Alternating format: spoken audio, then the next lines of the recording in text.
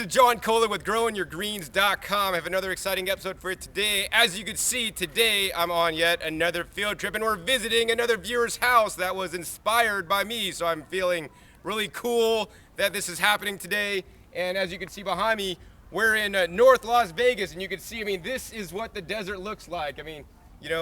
People littering their plastic bags that are ending up in the scrub brush over there, and there's just like really not much growing on. But if we turn over to this, just across the street here is a residential area, and there's some amazing gardens growing on. And I want to encourage everybody, whether you live in Las Vegas, in the desert, where, look, nothing would normally grow, and people think you can't grow food in the desert. You got to have a rock landscaping like many people do here. You can do it. And we're going to show you today what has been done by a 23-year-old who just found my videos a few years ago and got really inspired to grow everything he's growing in his backyard, and it's totally amazing. So let's head to the backyard and check it out.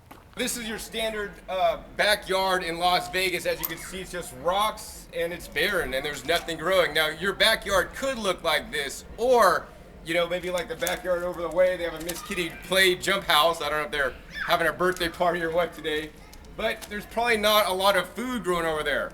But I want to let you guys know that you can do it, because this is an awesome example. This is probably one of the nicest backyards that I've seen here in Vegas. And now the amazing thing is simply this. This is a rental house. This is not even owned or anything by the gardener that's doing this. It's a rental. So he built all these raised beds out of just inexpensive construction grade lumber, not even treating the wood. They may not be here forever, but that's all right, because they are growing now, and that's what is really important. So let's go inside. I'm going to show you this amazing backyard garden here in Las Vegas. So check it out. This backyard is not barren like the one next door, but it's just full of greenery. This is really well laid out, designed well, just really simple, easy construction using like 2x6s and some 2x8s, tied together, nailed and screwed. And there's I don't even know how many raised beds are in here. There's at least 24 raised beds, and each one has different things planted. So what we're going to get to do today is actually walk around and show you some of the construction, show you guys what is growing, actually, and more importantly, show you guys some of the varieties that are growing. There's a lot of different varieties of things and unique and uncommon things, many of which were learned from my show, but there's even a few things that I actually haven't heard of and haven't seen growing before. So I'm actually super impressed with this garden, and I'm super excited to share with you guys. So let's check it out. The next thing I want to talk about is the design and layout. This is really a nice design. It's just laid out well. He has maybe about 18 inches between each raised bed. In the center, he has a nice little L-shaped beds around, and then a nice raised bed in the middle with all his basil around the edges. He has marigolds and peppers planted in each of these beds. So let's head over to the basil and show you the basil he's growing. This is definitely one bed of basil, and he probably likes making pesto a lot. And the thing about this I really like is that this really shows the genetic diversity that he's growing here. Simply in this one raised bed, he has 14 basil plants and 8 different varieties. Although I would like it if he had 14 different varieties, but 8 varieties is definitely really good nonetheless. That's a lot of different varieties to hunt down and plant. And by doing this, he can literally see which variety is going to grow best here in North Las Vegas. So he has all different varieties of basils, and I want to encourage you guys to grow a variety of things, because one variety may grow better or worse than another in your area. So next, let's take a look at some of the raised beds in this backyard. And as you can see, they're just built out of standard lumber here. This one's probably about 2 feet by 2 feet, and even if you have a smaller raised bed like this, you can grow lots of food. They got some marigolds growing in here, some onion chives, but more importantly, he's using the vertical space to his advantage. And how he's doing that is simply right here, attached onto his raised bed, are some 2x4s going all the way up, and then some 1x2 going across that you can see. And he's basically tying up and growing his cucumbers vertically. Now he has 3 different varieties of cucumbers in here: an Armenian, White Lightning, and a lemon cucumber, and each one's growing at different rates, so that's kind of good to know. I'm sure also he'll learn this year which variety grows the best in this particular climate and situation, and maybe next year he'll continue to grow the ones that did really well and not the ones that didn't do so well. And that's something really that I want to encourage you guys to do. What he's doing here is growing many different varieties of crops to kind of see what works and what doesn't. And he's learning as he grows, and that's one of the things that I admire about him, and I want to encourage you guys to do that as well. And this one's a very special tree right here. Check it out. This is my grandbaby. Well, I don't have any grandbaby kids or even babies, but I got a grandbaby tree collard. This tree collard originated from my garden, from a cutting. I gave it to my friend Jason. Jason took cuttings from his plant, and now it's growing here. And now this gardener is actually making cuttings, and my great-great-grandbabies are going to end up, hopefully, maybe even in your yard.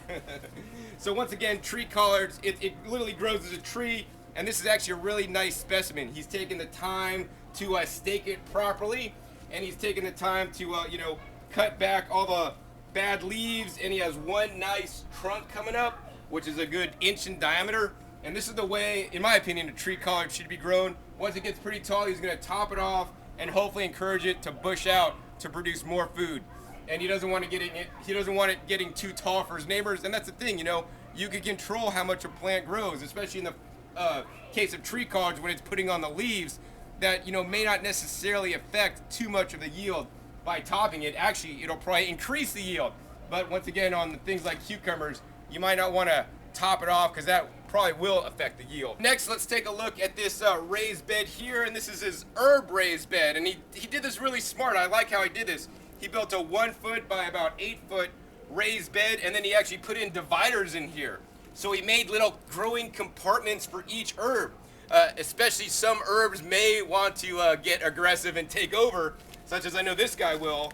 The oregano likes to take over, and if he's growing the mint, here's some lime mint, and different things, they're not going to go out of their little area because they're enclosed in. So this is like a container garden within a raised bed. So he has like 14 different varieties of herbs growing in here. So he has literally an herb garden right in his backyard that looks really lush and is growing really well. One of my favorite herbs are the stevia. The stevia is an excellent plant to grow in Las Vegas. Also, I'm pretty impressed that the lemon verbena is actually growing nice and well as also.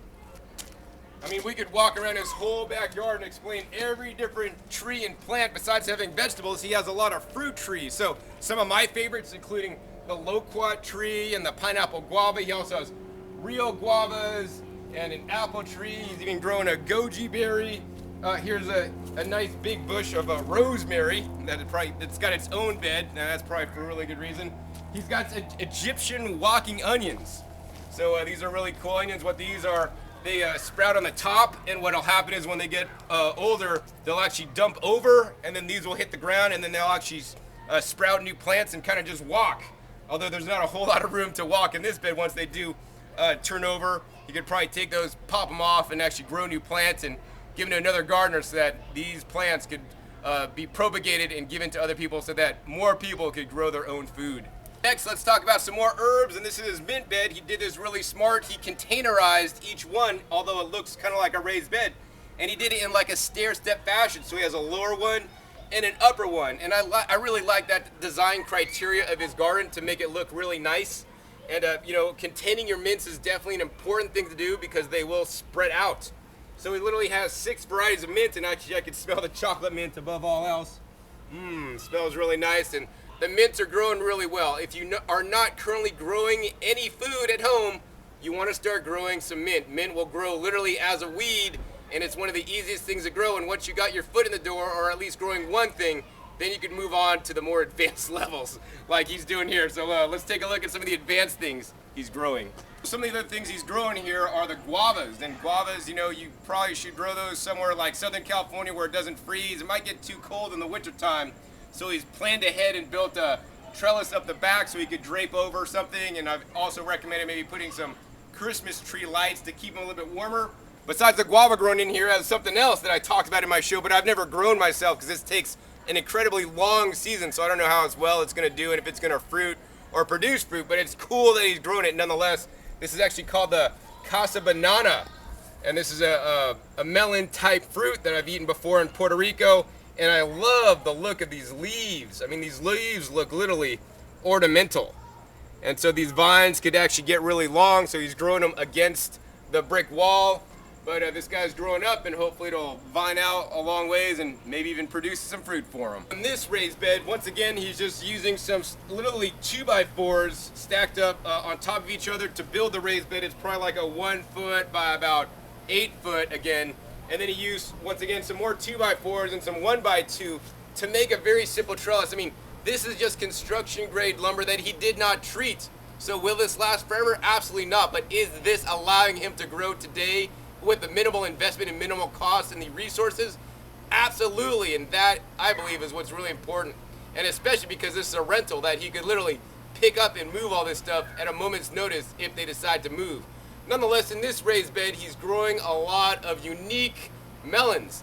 And you can see here, these kind of look like, you know, a cucumber or something a little bit, but they're not. What these guys are Korean melons. So you can see here, here's a Korean melon flower and the little fruit starting to form. And if we go down here, this is what it looks like right here. These are Korean melons. I love these guys a lot. I had some actually when I was visiting Korea, and they also grow them in California. And I've never had a truly ripe one. So one of these days I want to eat a truly ripe one. They kind of taste a little bit sweet and like a cucumber, but you know, inside they're mostly hollow and airspace, and there's a lot of seeds, so there's not a lot of fruit. But one day, hopefully I'll be growing my own and I get to taste them. Next, we're going to talk about these two raised beds here. There's a bank of 4 of these guys with eggplant pepper. And in this bed, he has some eggplants planted, and he basically, in this 2.5 foot by 6 foot raised bed, he planted basically 2 rows on each side, and with 10-inch to like 11-inch spacing, although normal square foot gardening spacing is 12-inch on eggplants. And then he also popped in one on the diagonal in the middle to get like a 3rd row. So he's really packing the plants in, and to me, this looks like it's doing really well. Maybe a little bit tight, but you know what? Hey, it all works. That's all good. And the plants are flowering. Looks like they're doing well. Eggplants are probably my #1 favorite fruit to grow in Vegas, just because it's gonna do really well. It can totally tolerate the hot heat of Vegas. And one of the other things that he's doing that's really cool is he's experimenting as he grows, and I want to encourage you guys to experiment. So on this side, he used Job's organic fertilizer, and on this side, he used the Epsoma plant tone fertilizer. And based on his results, he would say the Epsoma plant tone organic fertilizer is doing better than the Job's. And besides just testing the fertilizer, he's also testing the mycorrhiza too. So like this row has like the great white mycorrhiza, and this row has the mycos. And guess which one did better? It's undeterminable because they both look about the same. So it would have been interesting to see if he did 1 row great white, 1 row mycos, and 1 row with nothing. And then we could truly see the difference. In this raised bed, he's growing peppers, and he's pushing the limits of square foot gardening. And I think that's all good. Especially here in Vegas, I've noticed some of the peppers actually don't get quite as bushy. They actually grow taller. So in some instances, this actually looks like, and actually is working for him, because things aren't getting too bushy. Although, you know, it is still pretty early in the season, and it's going to be interesting to see how all this plays out, you know, later on. But on the rows, he basically spacing them on the 12 inches, and then between the plants, they're pretty tight at only 6 inches apart. But nonetheless, everything looks like they're growing really well. They have actually lots of fruits on them, and these plants look nice and lush. Now we're looking at yet another raised bed, and he has some melons growing along the bottom, and this is actually a 2-layer raised bed. He's got the bottom layer here with some melons and some eggplants around the bottom, and then he has a top layer here with a fruit tree and some rosemary growing underneath it. Now this fruit tree is a pomegranate, and that's probably my #1 favorite tree to grow in Vegas. Pomegranates will do really well, and pomegranates are really high antioxidant fruits. I mean, the other thing that's really amazing about this space that I really want to comment on is that he's really packing it to the max. Not only the vegetable plants that you saw some of the examples of, growing the eggplants really close and the peppers really close, he's also has 30 fruit-bearing trees, vines, and shrubs here in this backyard. And I mean, this backyard is not really big. This is probably one of the newer houses that have 2 stories, so it's a lot of square footage, but the yard is really small. And while some of the fruit trees aren't in the optimal size container, they're going to be definitely growing and producing fruit while, you know, he's living in this rental. And then finally when he moves out, he could take those plants and plant them in the ground. And that's one thing that I want you guys to be inspired by, is how much this young man is growing in this backyard. And if he could do it, so can you, because he is a brand new gardener. He's never done any of this before, and he's done so much in so little time with the help of some of my videos. And maybe next time we'll even get to interview him on here, and that'd be really cool too. So hopefully you guys enjoyed and were inspired by this episode. And you know what? In the end, you guys could do it too. You guys need to just get off your duff and start growing today. Once again, my name is John Kohler with growingyourgreens.com. We'll see you next time, and keep on growing.